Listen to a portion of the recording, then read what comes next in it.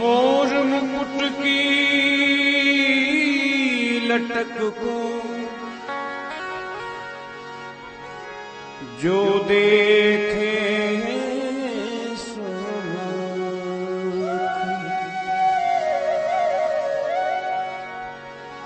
जो ना देखे लटक को आँख नाही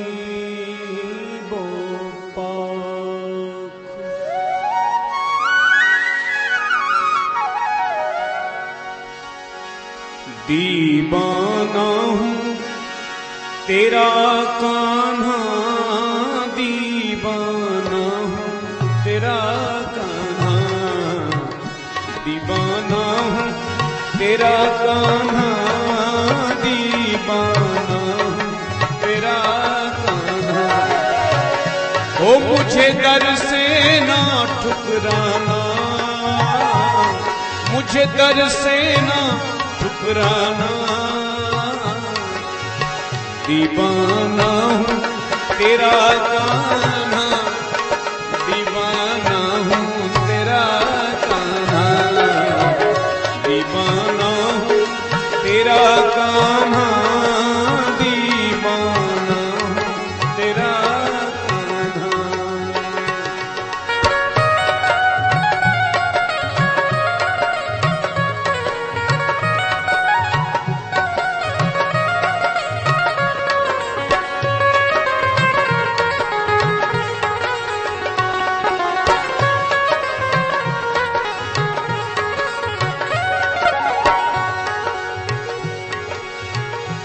कभी गोकुल में ढूंढूं तुझे, कभी गोकुल में ढूंढूं तुझे, वृंदावन में ढूंढूं तुझे, कभी गोकुल में ढूंढूं तुझे, वृंदावन में ढूंढूं तुझे।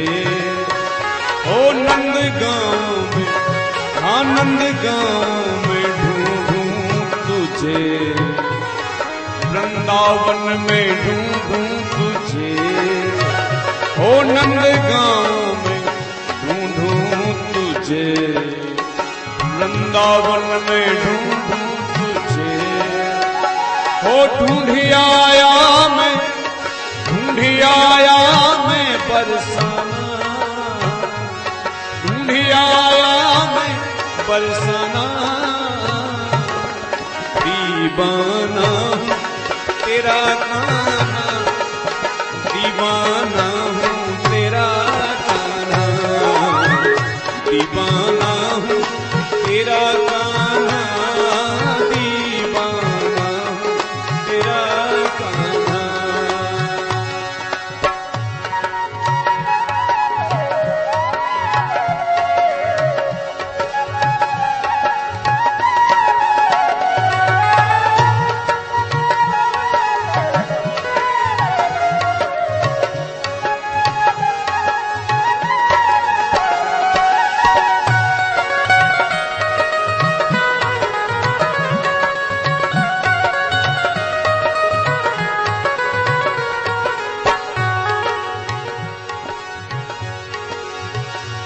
अब तो कर दो दया की नजर, अब तो कर दो दया की नजर, ठोकरे खा रहा दर बदर, अब तो कर दो दया की नजर,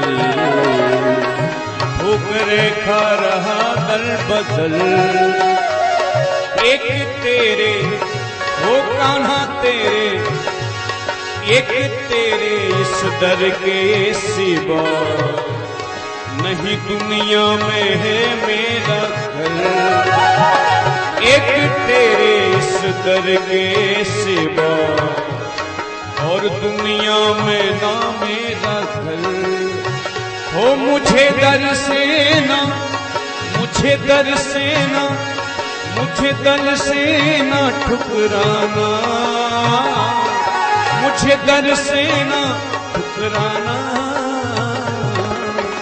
दीवाना तेरा कान्हा, दीवाना हूँ तेरा कान्हा, दीवाना हूँ तेरा कान्हा, दीवाना हूँ तेरा कान्हा।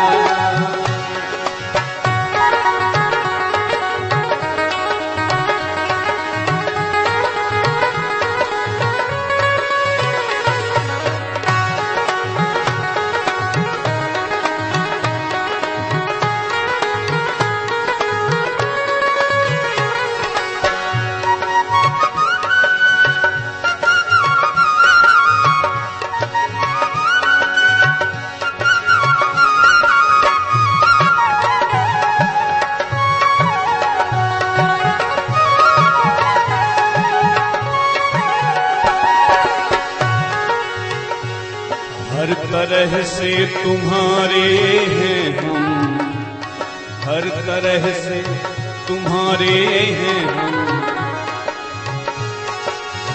कान्हा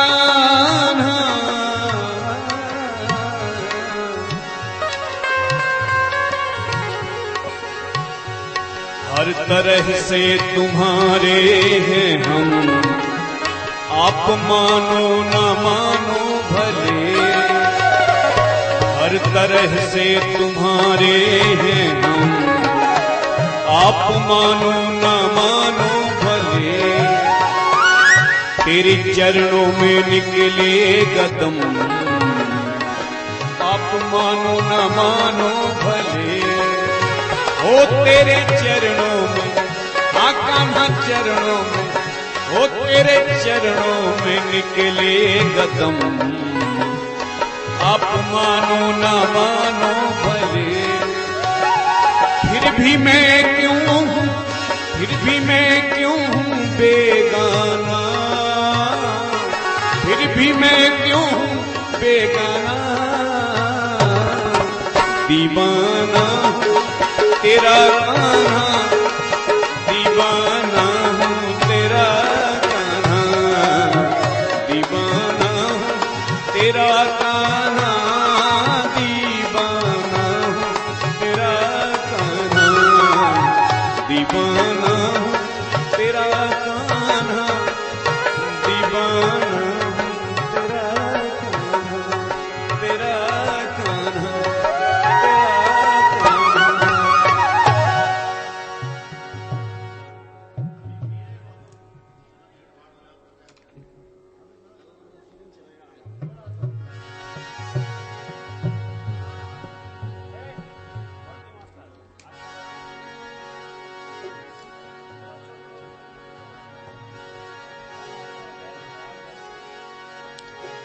मोरा छोड़ दे दुपट्टा नदलाल, मेरा छोड़ दे दुपट्टा नदलाल। सवेरे दही लेके आऊंगी, मेरा छोड़ दे दुपट्टा नदलाल। सवेरे दही लेके आऊंगी, छोड़ दे दुपट्टा नदलाल। सवेरे दही लेके आऊंगी, मेरो छोड़ दे दुपट्टा नदलाल। सवेरे दही लेके आऊंगी।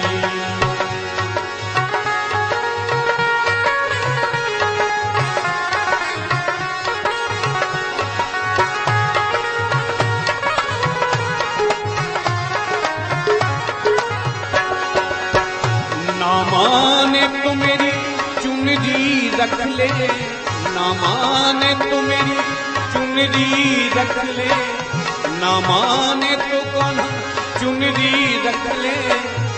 यम हीरा, यम हीरा, यम हीरा जड़े हैं हजार।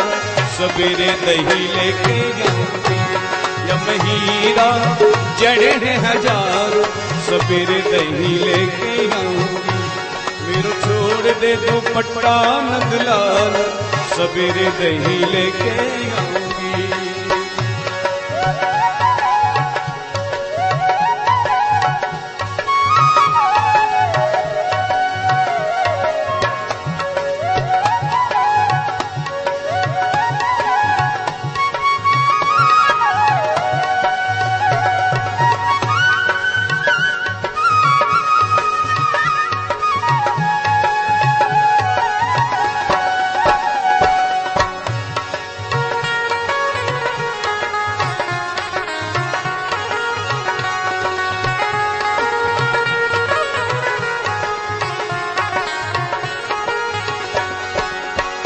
ना माने तो कान्हा,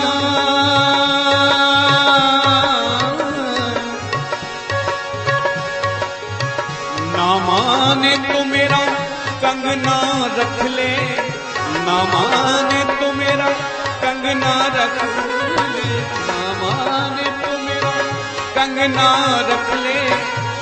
यम मोती, यम मोती, यम मोती जड़े हैं हजार, सवेरे दही लेके आऊंगी।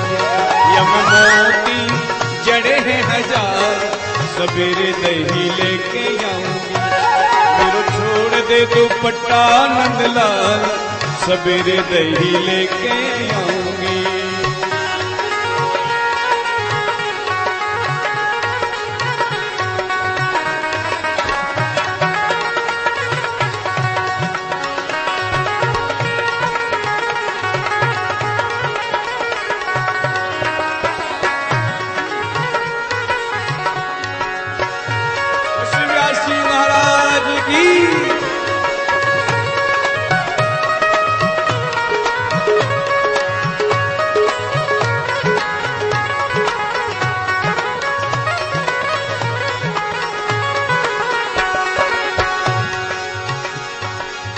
श्याम पिया मेरी बात तो मानो, श्याम पिया मेरी बात तो मानो, श्याम पिया मेरी बात तो मानो, श्याम पिया मेरी बात तो मानो,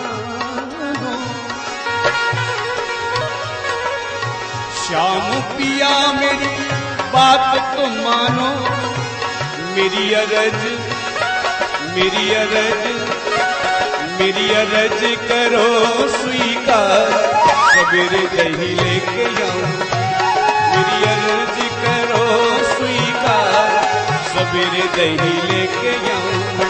मेरा छोड़ दे दुपट्टा नंदलाल, सवेरे दही लेके आऊंगी। मेरा छोड़ दे दुपट्टा नंदलाल, सवेरे दही लेके आऊंगी।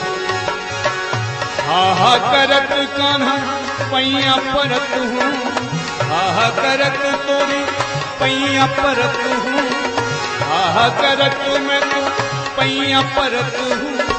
तन मन धन बलिहार, वो तो पे तन मन धन बलिहार, सवेरे दही लेके आऊंगी। तन मन धन बलिहार, सवेरे दही लेके आऊंगी। मेरा छोड़ दे दुपट्टा नंदलाल, सवेरे दही लेके आऊंगी। मेरा छोड़ दे दुपट्टा नंदलाल, सवेरे दही लेके आऊंगी। मेरा छोड़ दे दुपट्टा नंदलाल, सवेरे दही लेके आऊंगी। मेरा छोड़ दे दुपट्टा नंदलाल, सवेरे दही लेके आऊंगी। सवेरे दही लेके आऊंगी, सवेरे दही लेके आऊंगी। बोल माखन चोर भगवान की। तुम्हारा काई करू छे राणो जी रूठे, तुम्हारा काई करू छे राणो जी रूठे, तुम्हारा काई करू छे। मैं तो गोविंद गुण गाशा, गोविंद गुण गाशा। राणो जी रूठे, तुम्हारा काई करू छे। तुम्हारा काई कर छे राणजी रूठे तुम्हारा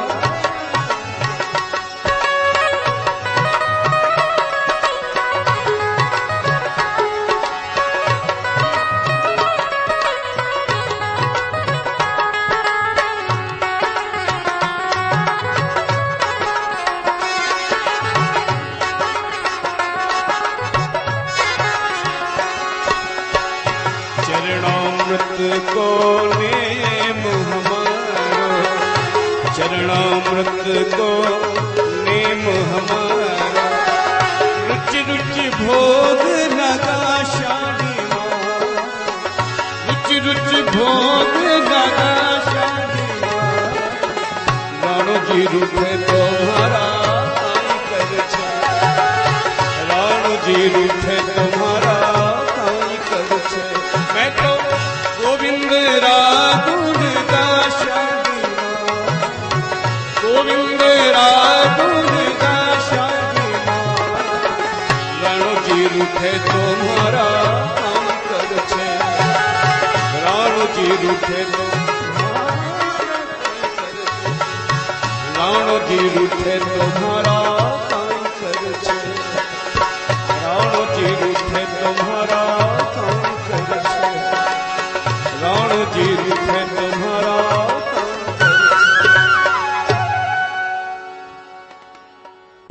देवी जय जय जग जननी देव जय जय जय जग जननी देव जय जय जग जननी देवी जय सुर नर मुनि सुर से मुक्तिदायनी भय हरणी काल कामा जय जय जय जग जननी देव जय जय जग जननी देव जय जय जग जननी देवी जय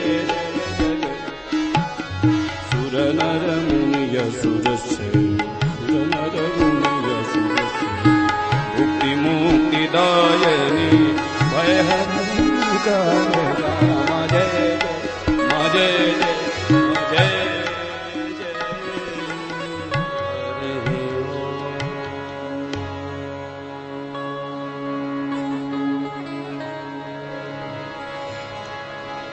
नमः परमहंसा स्वादित चरण कमल जन्मग्रहण भक्त जनमानस निवासाय श्री रामचंद्र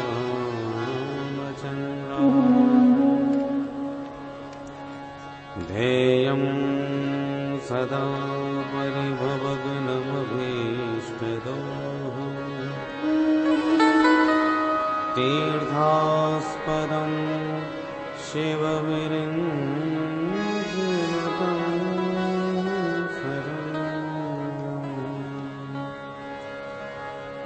भृत्यार्तेऽहं प्रणतपाल भवाद्दिपूतम्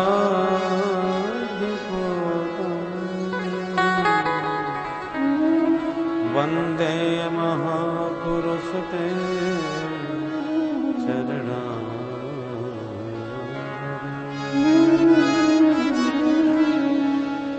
वंशी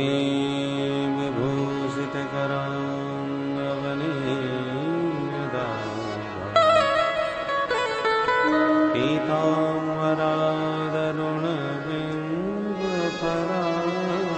पीताम्बरादरुणबिम्बफलाधरोष्ठा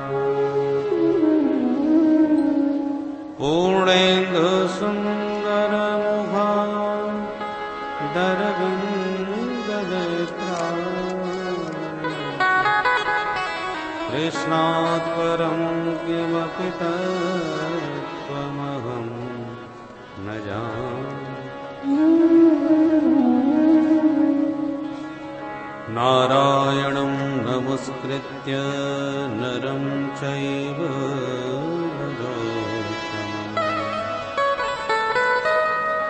देवीं सरस्वतीं व्यासं ततो जय मुदीन। सीतानाथ समारंभा श्री रामानंद मध्यमा अस्मदाचार्य पर्यन्ता वंदे गुरु परंपरा। जय जय श्री राधा रमण जय जय नवल किशोर जय गोपी जित चोर प्रभु जय जय माखन। बोल वृंदावन बिहारी लाल की जय। श्री सद्गुरुदेव भगवान की जय। श्री सुखदेव जी महाराज की जय। श्रीमद्भागवत महापुराण की जय। जय जय श्री राधे। बोल हरि हरि हरि बोल केशव माधव गोविंद बोल। बोल हरि हरि हरि बोल केशव माधव गोविंद बोल। बोल हरि हरि हरि बोल केशव माधव गोविंद बोल। बोल हरि हरि हरि बोल केशव माधव गोविंद बोल। केशव माधव गोविंद बोल। केशव माधव गोविंद बोल। केशव माधव गोविंद बोल। केशव माधव गोविंद बोल। बोल हरि हरि हरि बोल केशव माधव गोविंद बोल। हरि हरि हरि बोल केशव माधव गोविंद बोल। नाम प्रभु का है सुखकारी पाप कटेंगे क्षण में भाई। नाम प्रभु का है सुखकारी पाप कटेंगे क्षण में भारी। नाम प्रभु का है सुखकारी पाप कटेंगे क्षण में भारी। नाम प्रभु का है सुखकारी पाप कटेंगे क्षण में भारी। नाम कपीले अमृत घोल। नाम कपीले अमृत घोल। नाम कपीले अमृत घोल। नाम कपीले अमृत घोल। बोल हरि हरि हरि बोल केशव माधव गोविंद। बोल हरि हरि हरि बोल केशव माधव गोविंद बोल।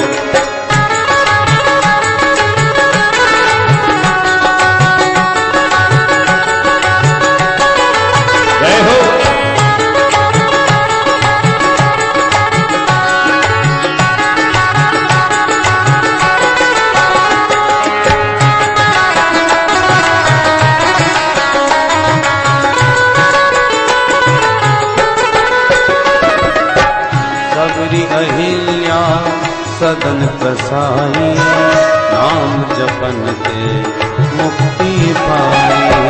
सबरी अहिल्या सदन कसाई नाम जपन से मुक्ति पाई।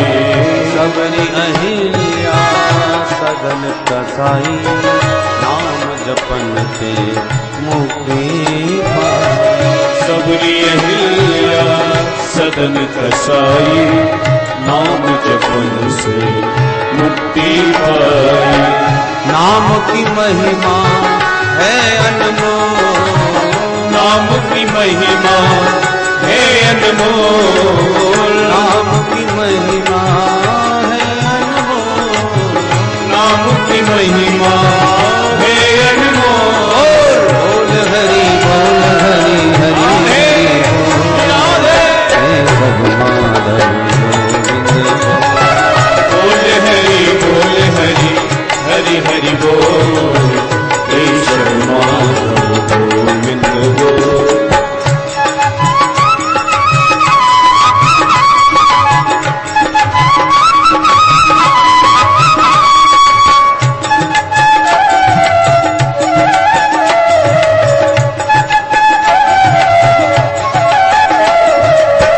राम नाम के सब अधिकारी, बालक वृद्ध युवा नर नारी। राम नाम के सब अधिकारी, बालक वृद्ध युवा नर नारी। राम नाम के सब अधिकारी, बालक वृद्ध युवा नर नारी। राम नाम के सब अधिकारी, बालक वृद्ध युवा नर नारी। हरि जप इत उत कितहु न डोलो, हरि जप इत उत कितहु न डोल, हरि जप इत उत कितहु न डोलो। हरि जप इत उत कितहु न डोल। बोल हरि हरि हरि हे सब माधव बोल हरि हरि हरि बोल, केशव माधव गोविंद बोल। हरे कृष्णा कृष्णा कृष्णा कृष्णा हरे हरे, हरे राम राम राम हरे हरे। हरे कृष्णा कृष्णा कृष्णा हरे हरे, हरे राम राम राम हरे हरे। हरे कृष्णा कृष्णा कृष्णा हरे हरे, हरे राम राम राम हरे कृष्णा कृष्णा कृष्णा हरे हरे, हरे राम राम राम राधे राधे। हरे हरे। हरे कृष्णा कृष्णा कृष्णा हरे हरे, हरे राम राम राम हरे हरे। हरे कृष्णा कृष्णा कृष्णा हरे हरे, हरे राम राम हरे हरे। हरे कृष्णा कृष्णा कृष्णा हरे हरे, हरे राम राम राम हरे हरे। हरे कृष्णा कृष्णा कृष्णा हरे हरे, हरे राम राम राम हरे हरे। हरे कृष्णा कृष्णा कृष्णा हरे हरे, हरे राम राम राम हरे हरे। हरे कृष्णा कृष्णा कृष्णा हरे हरे, हरे राम राम हरे हरे।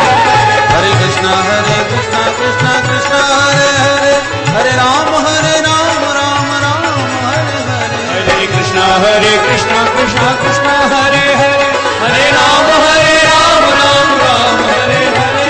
हरे कृष्णा कृष्णा कृष्णा हरे हरे, हरे राम राम हरे हरे। हरे कृष्णा कृष्णा कृष्णा हरे हरे, हरे राम राम हरे हरे। हरे कृष्णा जय हो।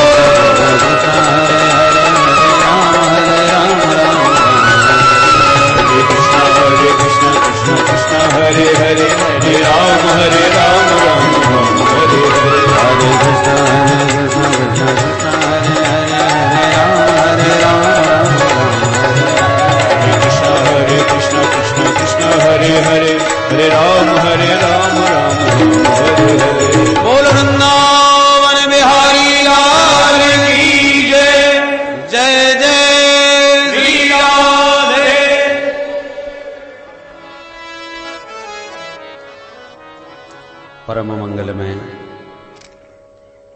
भगवत स्वरूप श्रीमद् भागवत महापुराण के अंतर्गत भगवान के दीन बंधु स्वरूप का दर्शन करते हुए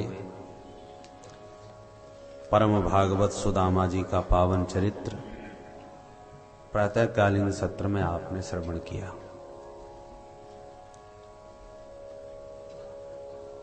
एक बार द्वारिका में विराजे भगवान को समस्त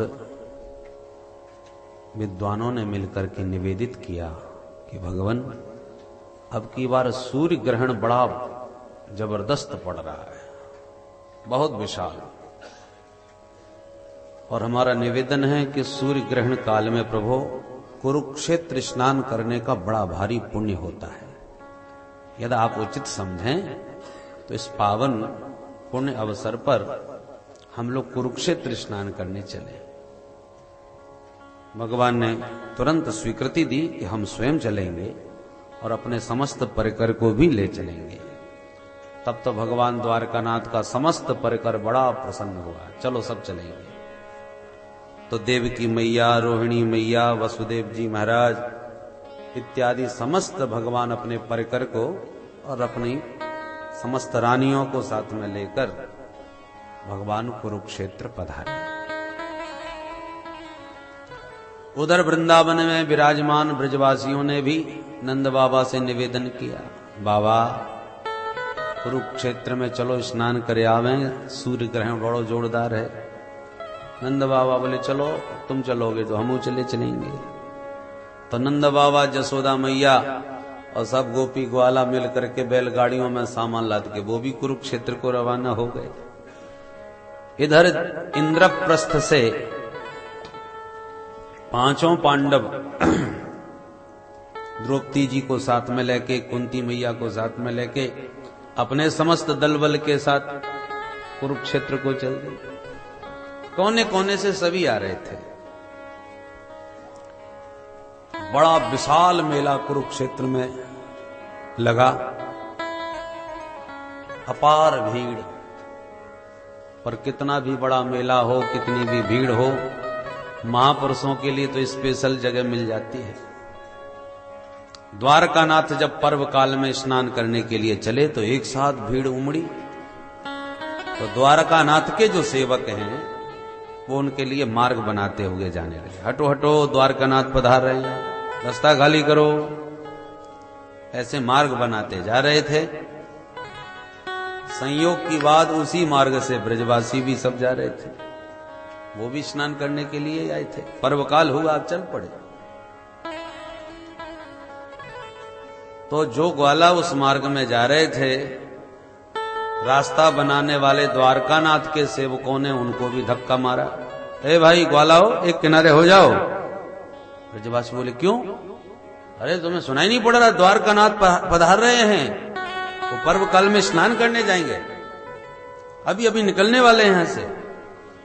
ब्रजवासी बोले द्वारकानाथ कौन है भैया?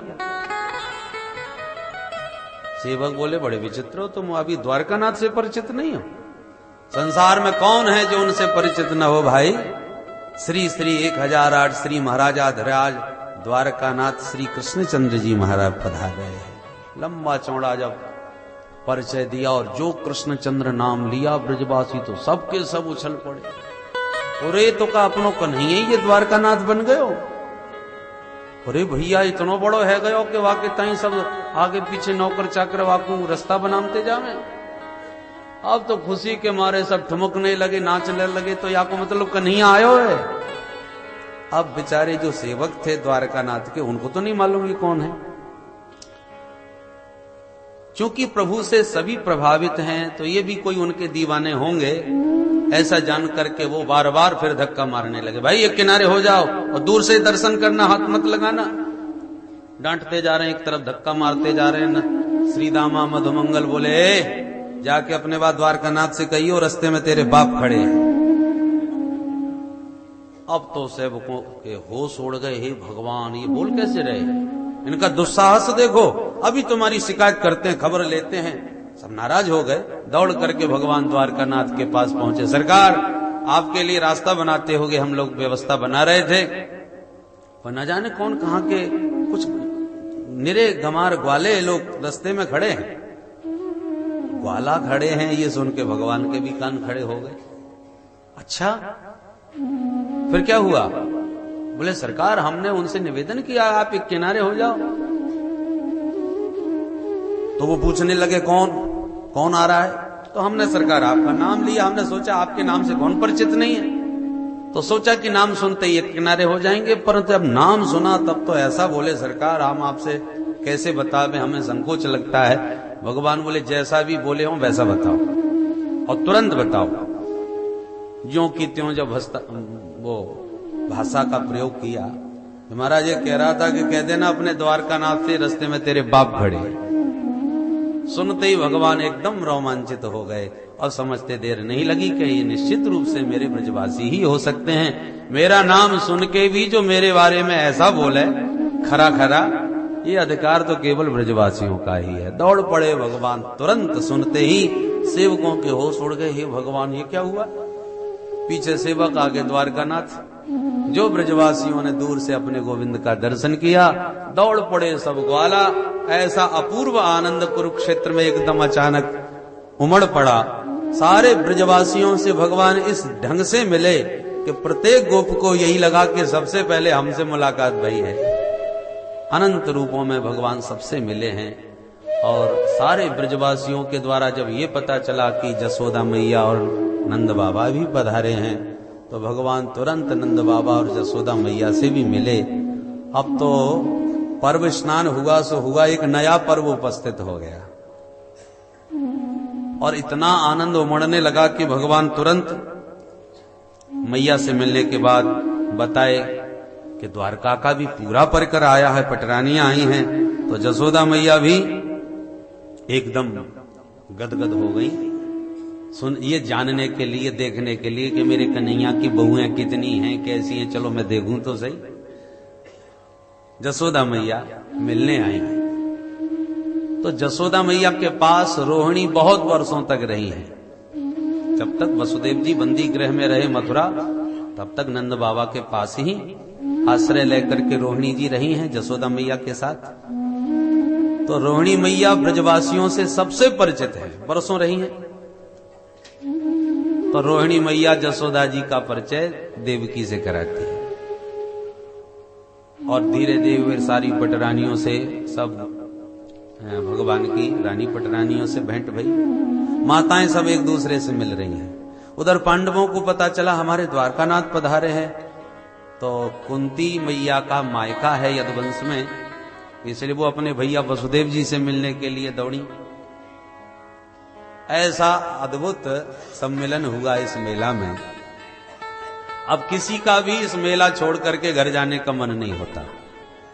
भगवान अपने गोपियों से जो बरसाने से आई थी, उन सबसे भगवान रासेश्वरी राधा रानी के साथ सबसे उनकी भेंट हुई और भगवान ने एकांत में ब्रज गोपियों के बीच बैठकर बड़ा ही अद्भुत मार्मिक तत्व का उपदेश दिया। तत्व ज्ञान, अपने वास्तविक तत्व व्यापक ब्रह्म स्वरूप का जब भगवान ने गोपियों को बोध कराया, तो गोपियां आनंद मग्न होकर के अपने श्री कृष्ण के उसी दिव्य रूप में अपने को स्थित कर लिया। उनका जीव कोश ही लुप्त हो गया और उस परमानंद में सर्वदा के लिए निमग्न हो गई सब ब्रज गोपियां।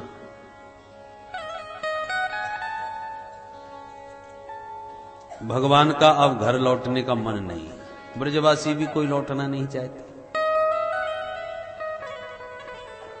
अचानक कुछ संतों को जब पता चला कि हमारे प्रभु पधारे हैं, तो दुर्वासा, अत्रि, वशिष्ठ, बृहस्पति, कण्व आदि जितने भी दिव्य कोटि के, उच्च कोटि के संत हैं, सब मिलकर के एक साथ द्वारकानाथ का दर्शन करने आए। भगवान ने देखा ओहो संत मंडली आ रही है। खड़े होकर भगवान ने सभी संतों को प्रणाम किया, आसन दिया, पूजन किया और वंदन किया। भगवान संतों की महिमा गाते हुए बोले, नह्यं मयानि तीर्थानि न देवा मृच्छला मया ते पुनन्त्युरुकालेन दर्शनादेव साधवः।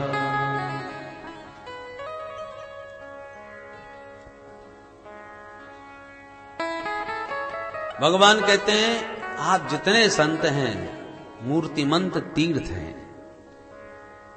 आप जहां विराजमान हो जाएं वह भूमि तीर्थ भूमि बन जाती है।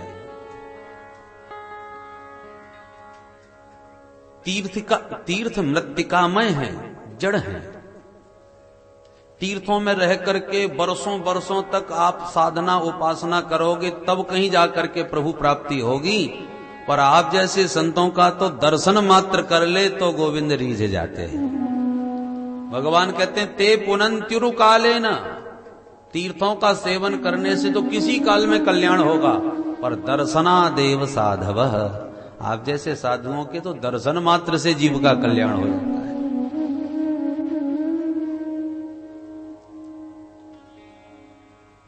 तीर्थी कुर्वन्ति तीर्थानि, आप संत ही तो तीर्थों में तीर्थत्व प्रदान करते हैं। संत न हो तो वो तीर्थ नाम मात्र का होता है। तीर्थ की शक्ति, तीर्थ का तीर्थत्व संतों के भजन करने से ही जागृत होता है, नहीं तो नाम मात्र का है। एक बार भोले बाबा भवानी के साथ नंदीश्वर पर बैठे जा रहे थे, संसार घूम रहे थे। चलते चलते जंगल में एक एकदम उजड़ा हुआ स्थान मिला तो भोलेनाथ तुरंत नंदीश्वर से नीचे उतरे और उस भूमि को साष्टांग प्रणाम किया और पुनः नंदीश्वर पर बैठ के चल पड़े। अब पार्वती जी चारों तरफ देखें, यहां को न कोई न मंदिर दिख रहा है न कोई समाधि दिख रही है, घनघोर जंगल है, बीहड़ है, उजड़ा हुआ है। क्या भोले बाबा ने प्रणाम किसको किया ये समझ में नहीं आया। चलो होगा कोई देवी देवता, चल दिया। ऐसा ही एक आगे चल के थोड़ी देर बाद फिर एक स्थान मिला। स्थान क्या था? वो तो मैदान था बिल्कुल, वहां तो कुछ भी नहीं था। वहां तो कम से कम उजड़ा हुआ दिख रहा था कि पहले कुछ हो रहा होगा। यहां पर तो कुछ भी कैसा भी नहीं था। भोले बाबा ने ना दिया रोका और फिर उतर के साष्टांग प्रणाम किया, फिर उठ के चल दिया। पार्वती जी से नहीं रहा गया। भोले बाबा क्षमा करें, मैं पूछना चाहूंगी, कहो। बोले कौन से देवी देवता बैठे थे जो आप इनको प्रणाम कर रहे थे? ना तो वहां पहले भी आपने उतर के प्रणाम किया, वहां भी कुछ नहीं था, यहां भी कुछ नहीं है, तो आप प्रणाम किसको करते हैं ये मेरी समझ में नहीं आता। भोले बाबा मुस्कुरा के बोले, देवी वो जो तुम्हें उजड़ा हुआ स्थान दिखा था ना, आज से 10,000 वर्ष पहले एक बहुत सिद्ध संत का वहां जन्म हुआ था। बड़े भजनानंदी थे, बड़े गुप्त थे। तो उस वैष्णव संत की वो जन्म भूमि थी, इसलिए मैंने उस भूमि को प्रणाम किया जिसने इतने तपस्वी संत को जन्म दिया, इसलिए उस भूमि को प्रणाम किया था। अच्छा महाराज, तो यहां क्या है? यहां तो कुछ भी नहीं है। भोले बाबा ने कहा अभी तो नहीं है, पर आज से 10,000 वर्ष बाद यहां एक भक्त का जन्म होने वाला है। ये अभी तो इस भूमि में वो बात नहीं है, बाकी 10,000 वर्ष के बाद जब इस भूमि में उस भक्त का जन्म होगा तो सारे देवी देवता यहां प्रकट होकर नाचेंगे। ऐसा वो तपस्वी भक्त होगा। इसलिए मैं पहले से ही इस भूमि को प्रणाम कर रहा हूं जो एक भक्त की जननी बनने जा रही है। मैं अपने दिव्य दृष्टि से उस आगामी भक्त का दर्शन कर रहा हूं, इसलिए मैंने इसको प्रणाम किया। कहने का तात्पर्य है कि जो संत हैं, भक्त हैं, ये चलते फिरते चैतन्य तीर्थ हैं, और जहां जन्म लें, जहां वास करें, वह भूमि ही तीर्थ बन जाती है। ग्वालियर से कुछ दूरी पर एक जंगल में स्थान है। एक महात्मा ने जंगल की एक पटिया पर बैठकर, शिला पर बैठकर के खूब भजन किया। वो बाबा पटिया वाले बाबा के नाम से प्रसिद्ध हो गए। और आज प्रति फाल्गुन मास में बड़ा विशाल मेला लगता है हजारों लोग पहुंचते हैं, जबरदस्त भंडारे होते हैं। उनकी कढ़ाइयों के नाम है गंगा, यमुना और सरस्वती। 3 कढ़ाइयां हैं। न जाने कितने मनो पुए बनते हैं, खीर बनती है और महात्माओं के बड़े बड़े भंडारे चलते हैं। लोग दंडवती परिक्रमा उस भूमि की लगाते हैं। जबरदस्त मेला हो गया। ऐसा तीर्थ स्थान बन गया कि न जाने कितने कितने दूर दूर से लोग वहां पर अपनी मनौतियां मांगने जाते हैं। कोई भी जहरीला जानवर कोई काट ले, वहां के कुएं से नहा करके लोग ठीक हो जाते हैं। ऐसी निष्ठा उस भूमि में लोगों की बन गई। तो तीर्थी कुर्वन्ति तीर्थानि। तात्पर्य यह है कि संत जहां निवास करे वो तीर्थ होता है। इसलिए भगवान कहते हैं आप जैसे चलते फिरते संतों की तो कोई उपेक्षा करे, न दर्शन, न निष्ठा, न दंडवत, न प्रणाम। और हम तो साहब तीर्थ में वास कर रहे हैं। तीर्थों में तो श्रद्धा रखता है और संतों में श्रद्धा नहीं रखता। भगवान कहते हैं उसकी मेरी दृष्टि से मति मारी गई। बोलो राधे राधे। राधे राधे। इस प्रकार भगवान ने संतों की बड़ी महिमा यहां पर गाई है। अचानक वसुदेव जी ने सभी संतों को दंडवत प्रणाम किया और नारद जी से बोले, महाराज जी एक मेरी जिज्ञासा है, कह दूं? हाँ हाँ कहो। बोले ये बताओ जीव को ऐसा कौन सा कर्म करना चाहिए ताकि वो कर्म बंधनों से मुक्त हो जाए? भाई कर्म करोगे तो कर्म का फल भोगने के लिए फिर जन्म लोगे, चाहे वो अच्छा हो या बुरा हो। पर कर्म यदि अच्छा है तो अच्छा फल भोगो, बुरा है तो बुरा फल भोगो, पर भोगने के लिए तो आना पड़ेगा कि नहीं। और जब आओगे तो फिर कोई ना कोई कर्म करोगे। बिना कर्म किए तो कोई रहने वाला नहीं, चाहे वो अच्छा करे या बुरा करे। तो कर्म किए बिना रह नहीं सकता, और कर्म किया है तो कर्म का फल भोगने के लिए रहना पड़ेगा। फल भोगते भोगते फिर नया कर्म होता जाएगा, नया कर्म होने के लिए फिर भोगने के लिए आना पड़ेगा। तो ये तो कड़ी टूटने वाली ही कभी नहीं। इसलिए ऐसा कौन सा कर्म है जिस कर्म करने से कर्म बंधनों में बंधना न पड़े और जीव उससे मुक्त हो जाए, कर्म बंधन से छुटकारा पा जाए। कर्मणा कर्म निर्हारः यथास्यात् तद उच्यताम। ये प्रश्न नारद जी से वसुदेव जी ने किया। नारद जी पहले तो खूब हंसे। वसुदेव जी बोले इसमें हंसने की क्या बात है, मेरा प्रश्न कोई गलत है क्या? नारद जी बोले नहीं, प्रश्न तुम्हारा गलत नहीं, बहुत सही है। हंसी मुझे इसलिए आ रही है। महात्माओं की तरफ मुंह करके नारद जी बोले, देख रहे हो, सुन रहे हो महात्माओं, सच कहा है गंगा के तट रहने वाले गंगा जी की महिमा नहीं जानते। गंगायाम घोषा, गंगा के किनारे जिसका मकान हो उसे कोई पाप बन जाए तो नैमिषारण्य में नहाने के लिए जाता है चक्र तीर्थ में। क्यों? गंगा जी तो रोज की हैं, रोज ही डुबकी मारते हैं, घर की हैं। तो गंगा जी की वो महिमा को नहीं समझता। दुनिया तो गंगा में पाप धोने आती है, गंगा नहा लिए पाप धुल गए। और वो दूसरे तीर्थों में अन्यत्रो याति सिद्धये शुद्धये गंगम हित्वा, गंगा जी को छोड़कर अन्यत्र जैसे वो अपने आत्मशोधन के लिए जाता है, क्योंकि गंगा जी उसकी घर की हैं। उसी प्रकार आज वसुदेव जी साक्षात प्रभु के पिता होकर के भी उनकी महिमा को नहीं जानते। जिन गोविंद के दर्शन मात्र से जीव के सारे बंधन छूट जाते हैं, कैसा कर्म बंधन, कैसा जन्म मरण का बंधन। जिन गोविंद की कृपा दृष्टि से सारे बंधन खुल जाते हैं, उन्हीं गोविंद के पिताश्री हमसे पूछ रहे हैं कि कर्मों से बंधन, कर्म बंधन का छुटकारा कैसे मिले, वो बताओ। इसलिए हमको हंसी आती है। अब तुम पूछ ही रहे हो तो सुनो। महाराज वसुदेव, जो भी जीव जन्म लेता है जगत में, पैदा होते ही उसके ऊपर 3 ऋण होते हैं प्रमुख। पितृ ऋण, देव ऋण, ऋषि ऋण। जीव का कर्तव्य है कि वो इन तीनों ऋणों से मुक्त हो, ऐसा कर्म करे ताकि ये ऋण से वो उऋण हो जाए। पितृ ऋण काय बात का? बोले जगत में तुम्हें जन्म दिया है माता पिता ने, तो अब उनसे ऋण कैसे हो?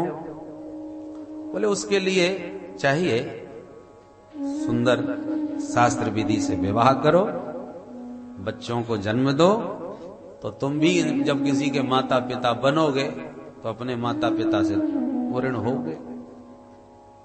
संतान पुत्र जन्म से मातृ पितृ ऋण से मुक्ति मिलती है। दूसरा ऋषि ऋण है। ऋषियों का काय बात का ऋण है? बोले महात्माओं ने जंगल में रह के घास खा के पत्ते चबा करके तपस्या करके और तमाम अनुसंधान करके, जैसे वैज्ञानिक लोग आविष्कार कर रहे हैं, अपने शरीर को अपने जीवन को दांव पर लगाकर वो भौतिक आविष्कार करते हैं, और ऋषियों ने अध्यात्म की खोज करे, उस परम तत्व का अनुसंधान करके बड़े बड़े बृहद ग्रंथ में उनका रहस्य लिख दिए। तो वेदों में, पुराणों में, शास्त्रों में जो ऋषियों ने कितनी मेहनत करके खोज करके जो अध्यात्म के रहस्य लिखे हैं, उनके हम लोग ऋणियां हैं, क्योंकि उन्होंने ये हमारे लिए ही तो ग्रंथ तैयार किए हैं। तो हमारा कर्तव्य है कि हम उन ऋषियों को जानें, और उन ऋषियों ने कैसे कैसे ग्रंथ लिखे हैं उन ग्रंथों का हम स्वाध्याय करें, श्रवण करें। तो शास्त्रों के श्रवण से ऋषि ऋण से मुक्ति मिलती है। महात्मा ऋषि सब प्रसन्न होते हैं कि हमारी मेहनत सफल हो रही है। और तीसरा ऋण है देवताओं का। सूर्य भगवान प्रकाश दे रहे हैं, वायु देवता अपनी सुगंध दीप शीतल मंद सुगंध का सुख प्रदान कर रहे हैं। तो ये सारे देवता, यदि एक भी नाराज हो जाए तो जीना हराम हो जाए। तो इन देवता हमारा इतना ख्याल कर रहे हैं, हमें जीवन दे रहे हैं, तो हमको भी इनके लिए कुछ करना चाहिए, इनके हम ऋणियां हैं। वो कैसे ऋण होंगे? बोले उसके लिए यज्ञ करना चाहिए।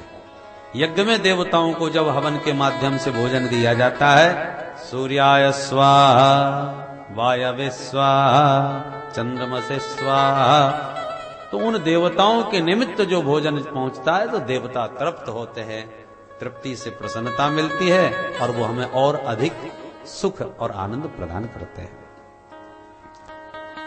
वसुदेव जी, आपने कृष्ण जैसे पुत्र को जन्म दिया, पितृ ऋण से मुक्ति हो गई तुम्हारी। शास्त्रों का भी तुम खूब स्वाध्याय करते हो, श्रवण करते हो, इसलिए ऋषि ऋण से भी मुक्त हो। पर आज तक तुमने कोई यज्ञ नहीं किया, इसलिए देव ऋण अभी तुम्हारे सिर पर है, उसके लिए भी प्रयास करो।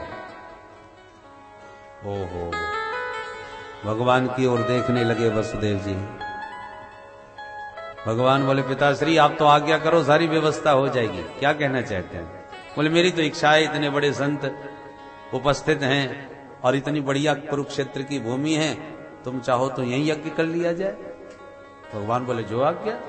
फिर क्या था, तुरंत यज्ञ की तैयारियां होने लगी, और जितने संत आए थे उन्हीं सबको होता ऋत्विज आदि यज्ञ के सदस्य नियुक्त कर लिए गए, और संतों के पावन सानिध्य में विराट यज्ञ प्रारंभ हो गया। उस यज्ञ के माध्यम से भी बहुत समय महोत्सव में और बीत गया और जुड़ गया। होते करते 3 महीने तक भगवान कुरुक्षेत्र में वास किए। अद्य स्व इति मासास्त्रीन, आज चलें कि कल चलें, आजकल करते करते 3 महीने तक ब्रजवासियों के साथ, द्वारकावासियों के साथ और अपने प्रिय पांडवों के साथ सब मिलजुल करके वहां निवास किए। उसके बाद सब अपने अपने घर को प्रस्थान कर गए। बोल भक्तवत्सल भगवान की। द्वारका में आकर देवकी मां एकांत में कन्हैया से बोली, लाला एक बात पूछूं? पूछो मैया। बोले बेटा, कुरुक्षेत्र में बड़े बड़े संत आए थे, और प्राय सभी संत तुम्हें भगवान कह रहे थे, ईश्वर कह रहे थे। एक तो बड़ी विचित्र बात बोला, कह रहा था कि आप साक्षात नारायण हो, तभी तो यमराज के यहां से गुरुजी का बेटा दोबारा जिंदा करके ले आए, नहीं तो ये काम कोई मानव कर सकता है भला? देवकी मां बोली, कन्हैया क्या ये बात सच है? तुम अपनी गुरु मां के लिए उसका बेटा जिंदा ले आए थे, यमलोक से लौटा लाए थे? भगवान बोले, मां बात तो बिल्कुल सच है। तब तो देवकी मां एकदम सजल नेत्र हो गई और बोली, अरे कृष्ण तेरी गुरु माता का तो एक ही बेटा समुद्र में डूबा था, मेरे तो छह पुत्र इस दुष्ट कंस ने मेरी आंखों के सामने मारे थे। मैं तो कभी उनका जी भर के चेहरा भी नहीं देख पाई, मुझे तो अब उनकी सूरत भी याद नहीं। एक बार मैं जी भर के उनसे मिलना चाहती हूं, मुझे मिलाएगा? भगवान बोले मां जैसी आपकी आज्ञा। तुरंत भगवान चले, सुतल लोक में पहुंच गए जहां के राजा बलि हैं। बलि ने भगवान का दिव्य स्वागत सत्कार किया। और प्रभु अचानक कैसे आना हुआ? भगवान बोले कंस के हाथों मरे हमारे अग्रज इस लोक में आए हुए हैं, मैं उन्हें लेने आया हूं अपनी माता श्री से मिलवाने के लिए। जो आज्ञा प्रभु। राजा बलि ने तुरंत कंस के हाथों मरे वो 6 पुत्र भगवान को सौंप दिए। भगवान अपने बड़े भाइयों के साथ, अग्रजों के साथ द्वारका में लौटे। देवकी मैया की गोदी में वो 6 पुत्र ज्यों के त्यों बैठा दिए। अवस्था वही छोटी छोटी। अब इतने वर्षों के बाद वही बच्चे ज्यों के त्यों जब मां की गोद में आए तो मां का वात्सल्य उमड़ने लगा। सबको बार बार छाती से चिपकाती हैं, अपना स्तन पान कराती हैं। देवकी मैया के दिव्य स्तनों का दुग्ध पान करते ही सबके सब परम धाम को प्रस्थान कर गए। देवकी मां घबरा गई, अरे लाला ये सब कहां भाग रहे हैं?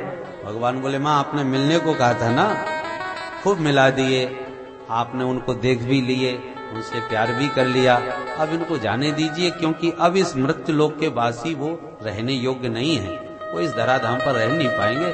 उनका एक दूसरा लोक हमने नियुक्त किया है, वो वहीं पे निवास करेंगे, आप जब चाहो मिल लो। तब मां के हृदय को संतोष मिला, संतुष्टि मिली। सुखदेव जी कहते हैं परीक्षित इस प्रकार से द्वारकानाथ के इतने दिव्य और अद्भुत चरित्र हैं कि तुम्हारे 7 दिन तो आज पूरे हो गए, कहां तक हम तुम्हें सुनावे। हरि अनंत, हरि कथा अनंता। तुम्हारे मन में ही अब कोई जिज्ञासा हो तो कहो, क्योंकि चरित्र तो अनंत है। परीक्षित बोले तो महाराज एक प्रश्न हो। हाँ पूछो। बोले हमारे दादा दादी का विवाह कैसे हुआ था? सुखदेव जी तो हंसने लगे। इससे सिद्ध होता है कि परीक्षित अपनी मृत्यु के भय से एकदम मुक्त हो चुके हैं। हमको कोई ये बता दे कि तो बस 2-4 घंटे के बाद आप पधारने वाले हो, तो हम ये पूछेंगे हमारे दादा दादी का विवाह कैसे हुआ? मौत ही मौत नजर आती है चारों तरफ। पर परीक्षित इतनी भगवान की कथा सुनते सुनते इतने मस्त हो गए हैं, तन्मय हो गए हैं कि आज ही वो मरने वाले हैं ये बात बिल्कुल भूल गए हैं। तो फिर सुखदेव बाबा ने भी बड़ी रोचक कथा सुनाई। परीक्षित ऐसे हुआ था जैसे रुक्मिणी जी का द्वारकानाथ से हुआ था। अच्छा, तब तो आप अवश्य सुनाइए। बोले सुनो। जब सुभद्रा सयानी हो गई तो एक दिन कृष्ण बलराम दोनों भैया बैठ के विचार करने लगे कि इनका कहां संबंध करना चाहिए। अब संबंधों के मामले में बड़े लोगों का पहले विचार माना जाता है। तो दाऊ जी बड़े भैया हैं, इसलिए भगवान ने कहा भैया आप ही बताओ। दाऊ जी ने कहा हमने चुन लिया। किसे? बोले हमारा पक्का चेला है दुर्योधन, मैंने उसे गदा युद्ध में निपुण किया है, पारंगत कर दिया है। ठीक है भैया, आपने जो सोचा है उचित ही सोचा होगा। पर भगवान को लगा ये ठीक नहीं, परंतु दाऊ जी से मना करना भी मुश्किल, नाराज हो जाएंगे। तो भगवान ने क्या किया, सुभद्रा जी के पास जब भी मिलते हैं अर्जुन के गीत गाना प्रारंभ कर देते हैं। इस समय सारी धरती पर अर्जुन जैसा धनुर्धर कोई नहीं, क्या पराक्रमी है। इतनी प्रशंसा कि सुभद्रा जी के मन में अर्जुन का एक स्थान बना दिया। अब सुभद्रा जी भी मन ही मन अर्जुन के प्रति अनुरक्त हो गई। इधर भगवान एक दिन अर्जुन के कान में भी मंत्र फूंक आए। अर्जुन तो इनके पक्के चेला, इशारों पर चलने वाले। अर्जुन ने भगवान के संकेत पर त्रिदंडी स्वामी बन करके द्वारका में आ गए। ये दंडी स्वामी होते ना, जो दंड लेकर के चलते। वैष्णवों में होते हैं त्रिदंडी स्वामी। त्रिदंडी द्वारका मगात।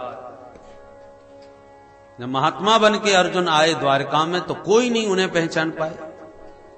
अर्जुन प्राय द्वारका में आते जाते रहते थे प्रभु के संबंध से, इसलिए प्राय सभी से परिचित थे। पर अर्जुन साधु बन के आ गए तो कोई भी उन्हें ना पहचान पाए। परंतु अर्जुन को साधु समझ के जो भी दंडवत करता है, अर्जुन उसी का ही नाम लेकर के उसके बारे में सब कुछ बता देते हैं। तेरा ये नाम है, तुम इतने भाई हो, तुम्हारा मकान फलानी जगह, तुम्हारे यहाँ ये कारोबार है, सबका सब एक एक बात बता दे तो सुनने वाला बड़ा चक्कर में पड़ जाता। भैया बहुत देखे पर ऐसा ज्योतिषी आज तक नहीं देखा। बाबा तो बड़ा सिद्ध है, त्रिकालज्ञ है। अब तो महाराज हाथ दिखाने वालों की भीड़ लगने लगी। महाराज जी तो एक बगीचा में लगा आसन बैठ गए और महाराज जो आवे वो अपना भविष्य पूछना चला आवे। और अर्जुन सबके बारे में बता दें सब कुछ, तो बात फैल गई पूरी द्वारका में। ऐसी बात फैली कि दाऊ जी के कान में पहुंची। दाऊ जी के मन में भी जिज्ञासा जगी, अरे कृष्ण सुना है आजकल बहुत कोई अच्छे संत आए हैं बगीचा में, चलो हम भी मिले आवे। भगवान बोले हाँ, संतों का दर्शन तो करना ही चाहिए, बड़े भैया आप मिले आओ। बोले ठीक है, हम ही चले जाते हैं। दाऊ जी गए और जो दाऊ जी को आता देखा, पहले तो अर्जुन घबराए कि ये मेरे बड़े भैया हैं तो प्रणाम तो मुझे करना चाहिए, पर क्या करें महाराज जी बन के बैठे हैं तो प्रणाम करेंगे तो पोल पट्टी खुल जाएगी। अब बने हैं तो पूरे ही बने जाते हैं। दाऊ जी ने संत समझ के प्रणाम किया तो अर्जुन ने भी जोरदार आशीर्वाद दे दिया, प्रसन्न रहो, तुम्हारा नाम बलराम है ना? हाँ महाराज, बिल्कुल ठीक कहा आपने। अरे हम ये भी जानते हैं कि आजकल तुम अपनी बहन के विवाह के बारे में बहुत सोचते रहते हो। अरे वाह महाराज, आपने तो गजब कर दिया, बिल्कुल ठीक कहा। पर अभी हमने कोई फैसला नहीं किया, चर्चा नहीं किया महाराज। आप बताओ ये संबंध कहाँ होगा, कुछ बता सकते हैं महाराज? हम सब जानते हैं। अरे तो बताओ। बोले हमारी भविष्यवाणी है कि तुम्हारी बहन का नाम सुभद्रा होना चाहिए और उसका संबंध निश्चित रूप से गांडीवधारी अर्जुन के साथ पक्का होगा। अब दाऊ जी बड़े चक्कर में पड़ गए। सोच तो दुर्योधन की रहे हैं और महाराज जी अर्जुन का नाम ले रहे हैं। चलो अभी कोई बातचीत तो कहीं चली नहीं है, अब भविष्य के गर्त में जैसा जहां होगा संबंध भाग्य का, ऐसा सोच के दाऊ जी बोले हाँ महाराज, अब आपने जब अर्जुन का नाम लिया है तो निश्चित रूप से ऐसा ही होगा, परंतु हमारी एक प्रार्थना है आपसे। कहो। बोले हमारी हार्दिक इच्छा हो रही है कि आज आप हमारे घर चल के प्रसाद पावें। अर्जुन बोले ना ना, हम किसी के घर नहीं जाते। अरे महाराज आपकी बड़ी दया होगी। अरे भाई आपका प्रेम है तो चलो चले चलते हैं, वैसे हम जाते नहीं है किसी के घर, पर हमारी श्रद्धा को देखकर मना करते नहीं बनता, चले चलते हैं। चलिए, बड़ी कृपा महाराज आपकी, आप बड़ी दया किए और बड़ी श्रद्धा के साथ दाऊ जी लेकर के घर आए।